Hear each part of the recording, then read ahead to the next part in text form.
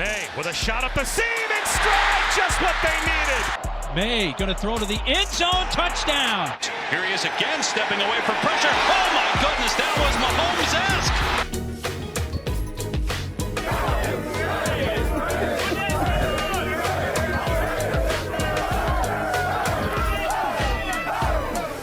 Here's Maye, pressure coming, gonna turn, throw toward Green.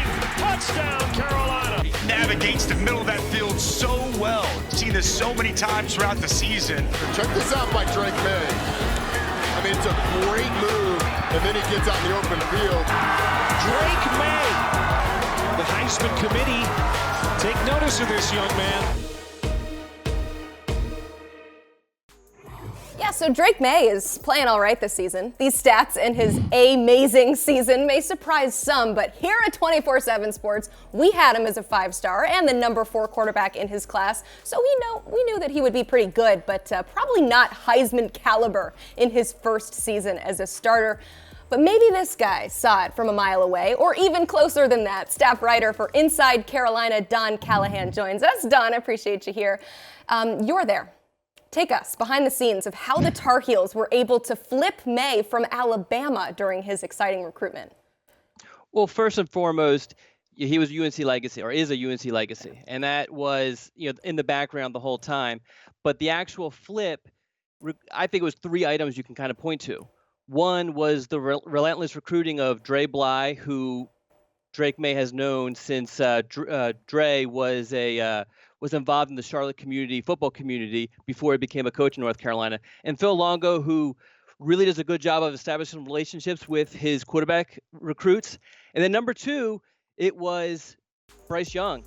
UNC, when Drake committed to Alabama didn't have a 2020 and a 2021 commitment at the quarterback position.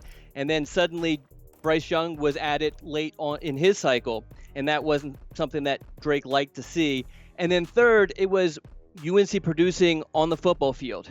Drake, looking back, will actually point to that Clemson game where UNC lost but took the Tigers down to the wire as a point where he felt like North Carolina could do what he was hoping his future school could do.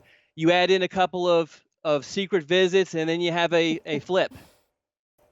Love it. Yeah, all right. Don, obviously Drake Maye was a huge recruiting win for them. With regards to this 2023 recruiting cycle, there's only 2 players in the top 10 from the state of North Carolina that are committed to the Tar Heels. Why have the Tar Heels been struggling in this 2023 recruiting cycle when they are targeting these in-state prospects? Yeah, I think a lot of it was last season. UNC didn't do what they were projected to do. There was a lot of hype going into the season, so it made the fall that much harder. Plus, Mack Brown was selling during the prior cycles just what he could build at North Carolina, and UNC might have arrived a little bit sooner just because of what Sam Howell was doing on the football field. And then when he lost some weapons, it kind of fell apart last season, and that really hurt UNC in this cycle.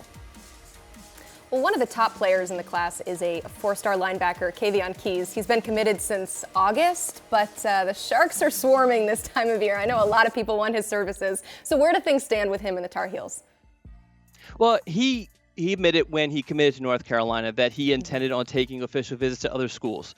Thus far, none of those visits have been scheduled or have been taken. He did take that visit for the whiteout game to Penn State. But in a lot of these situations, it's what has changed, with the main, challengers to North Carolina, with Penn State and Virginia Tech and Texas A&M, not a whole lot. And I think the distance, the proximity to home is big with North Carolina for Callahan Keys, and his family are big Tar Heel fans, believe it or not. And I think that's going to really help North Carolina in the long run with this situation. Don, Joshua Horton is one player that's already committed to North Carolina that other schools are trying to flip. What's the latest on Horton and his recruiting process? So he says all the right things right now, but he's the one I would long-term worry about the most. And that's mostly because of Auburn, I think, it could be potentially dangerous. And a lot of that depends on who they hire, if they make Horton a priority, and if he even likes the new head coach. But we talked about proximity with Callahan Keys. The same holds here with Horton. You know, Auburn is under 2 hours away from his home. North Carolina is almost 6-hour drive for him. So I think that plays a factor. The big development in this recruitment, though, is he's scheduled to visit North Carolina this weekend. It's strange to say a commitment this late in the season being the biggest recruit on campus, but he's going to be the biggest recruit on campus this weekend just because it's his first visit to North Carolina since he committed to North Carolina, and it's going to be only his second visit overall. His first was an official visit back in June. But UNC is still going to have to kind of fight this one out depending on what Auburn does. Certainly can't hurt that the Tar Heels are getting ready to play in an ACC championship game. Don, thank you so much for putting that all into perspective for us. Check out Inside Carolina for all things Tar Heels all season long.